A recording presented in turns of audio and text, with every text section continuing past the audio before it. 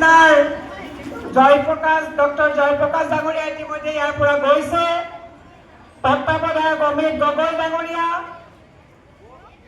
আমাৰ APCCৰ উদয় শংকৰ হাজৰিকা ডাঙৰীয়া, জিন্তু হাজৰিকা ডাঙৰীয়া, ৰাণী গগৈ ডাঙৰীয়ানী, মোৰ সহকৰ্মী মেধস্মিতা দাস, ৰিঞ্জু নেওগ, প্ৰাক্তন সভাপতি কৰ্ণাট ফুকন ডাঙৰীয়া, জিতেন কলিতা ডাঙৰীয়া, পংকজ শইকীয়া ডাঙৰীয়া, মহিম চন্দ্ৰ পায়েং ডাঙৰীয়া, মহেন দেউৰী ডাঙৰীয়া, নৱজিৎ বৰা ডাঙৰীয়া, যুৱ কংগ্ৰেছৰ সভাপতি মৌচম লাহন ডাঙৰীয়া, NSCI সভাপতি দিবাকৰ গগৈ ডাঙৰীয়া, পঞ্চালিকা সোণোৱাল সন্দিকৈ ডাঙৰীয়ানী, আৰু আজিৰ সভাৰ মঞ্চত উপবিষ্ট থকা আমাৰ মোৰ ভাতৃপ্ৰতিম জিন্তু হাজৰিকা ডাঙৰীয়া, প্ৰমুখ্যে ইয়াত বহি থকা APCCৰ বিষয়ববীয়াসকল, জিলা কংগ্ৰেছৰ বিষয়ববীয়াসকল, আৰু আজি এই সভাৰ শক্তি আমাৰ 10টা ব্লকৰ